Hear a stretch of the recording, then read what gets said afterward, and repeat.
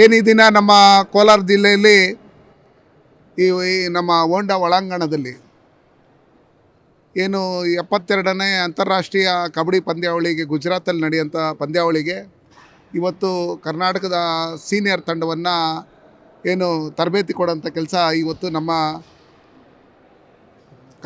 ಭಾರತ ದೇಶಕ್ಕೆ ವರ್ಲ್ಡ್ ಕಪ್ಪನ್ನು ಗೆದ್ದುಕೊಟ್ಟಂಥ ಮತ್ತು ಏಷ್ಯನ್ ಗೇಮಲ್ಲಿ ಕಪ್ಪನ್ನು ಜಯಿಸಿದಂಥ ಜೀವಕುಮಾರ್ ಅವರು, BC ರಮೇಶ್ ಅಣ್ಣವರು, ಸುರೇಶ್ ಅಣ್ಣವರು ಎಲ್ಲ ಅಂತಾರಾಷ್ಟ್ರೀಯ ವಂಶೋದಯ ಆಸ್ಪತ್ರೆಯಲ್ಲಿ 24x7 ಎಮರ್ಜೆನ್ಸಿ ಕೇರ್ ಲಭ್ಯವಿದೆ. ಆಘಾತ, ಹೃದಯಾಘಾತ ಅಥವಾ ಪಾರ್ಶ್ವವಾಯು ಆಗಿರಲಿ, ತುರ್ತು ತಜ್ಞರ ತಂಡವು ಅತ್ಯಾಧುನಿಕ ಉಪಕರಣಗಳೊಂದಿಗೆ ಅಗತ್ಯವಿರುವಾಗ ತ್ವರಿತ, ಪರಿಣಾಮಕಾರಿ ಮತ್ತು ಪರಿಣಿತ ಚಿಕಿತ್ಸೆಯನ್ನ ನೀಡುತ್ತಾರೆ.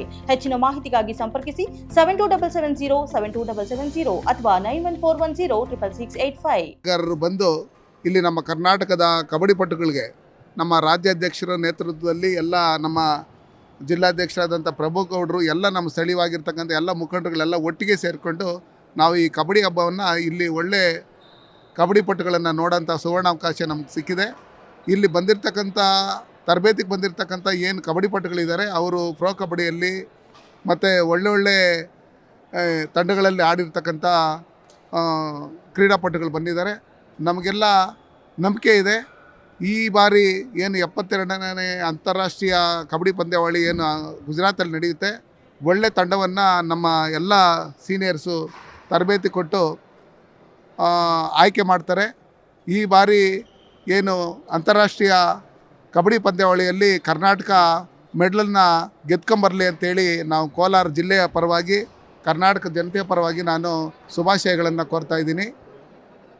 ಇದಕ್ಕೆ ಸಹಕರಿಸಿದಂಥ ಎಲ್ಲರಿಗೂ ನಾನು ಧನ್ಯವಾದಗಳನ್ನು ಹೇಳ್ತೀನಿ. ನಮಸ್ಕಾರ, ನಾನು BC Ramesh, Bengaluru Bulls head coach. ಇವತ್ತಿನ ದಿನ ಕರ್ನಾಟಕ ಕಬಡ್ಡಿ ಕೋಚಿಂಗ್ ಕ್ಯಾಂಪ್ ಕೋಲಾರದಲ್ಲಿ ಏರ್ಪಟ್ಟಿದೆ. 72 ನ್ಯಾಷನಲ್ಸ್ಗೆ ತರಬೇತಿ ಶಿಬಿರ ಮಾಡಬೇಕು ಅಂತ ಅಂದ್ಕೊಂಡಿದ್ವಿ, ಸ್ಟೇಟ್ ಕಬಡ್ಡಿ ಅಸೋಸಿಯೇಷನ್ನು. ಅದರಲ್ಲಿ ಬಲಿಷ್ಠ ಆಟಗಾರರು ಗಗನ್ ಗೌಡ, ವಿಶ್ವ, ಸುಶೀಲು ಮತ್ತು ಅಭಿ, ಹಲವಾರು ಕಬಡ್ಡಿ ಆಟಗಾರರು ಈ ತಂಡದಲ್ಲಿದ್ದಾರೆ, ಕರ್ನಾಟಕ ಕೋಚಿಂಗ್ ಕ್ಯಾಂಪ್ನಲ್ಲಿದ್ದಾರೆ. ನಮ್ಮ ಬೆಂಗಳೂರು ಬುಲ್ಸ್ನ ಸತ್ಯಪ್ಪ ಮೇಟಿ ಕೂಡ ಈ coaching ಕ್ಯಾಂಪ್ನಲ್ಲಿದ್ದಾರೆ.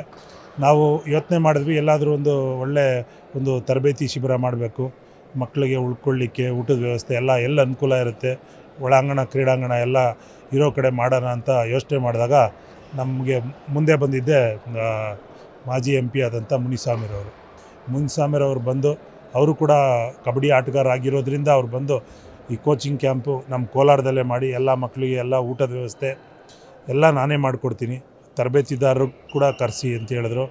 World cup gold medal ತ್ಯಾಗರಾಜರವರು ಬಂದರು, ಮತ್ತು ಏಷ್ಯನ್ ಗೇಮ್ಸ್ ಗೋಲ್ಡ್ ಮೆಡಲಿಸ್ಟ್ ಜೀವಕುಮಾರ್ ಅವರು ಕೂಡ ಈ ಒಂದು ತರಬೇತಿ ಶಿಬಿರಕ್ಕೆ ಒಬ್ಬರು ಹೆಡ್ ಕೋಚು, ಒಬ್ಬರು ರೈಡಿಂಗ್ ಕೋಚು, ಡಿಫೆನ್ಸ್ ಕೋಚ್ ಅಂತ ಶಬೀರ್ ಬಾಪುರ್ ಅವ್ರನ್ನ ರೈಡಿಂಗ್ ಕೋಚ್ ಆಗಿ ನಾವು ಮಾಡಿದ್ದೀವಿ.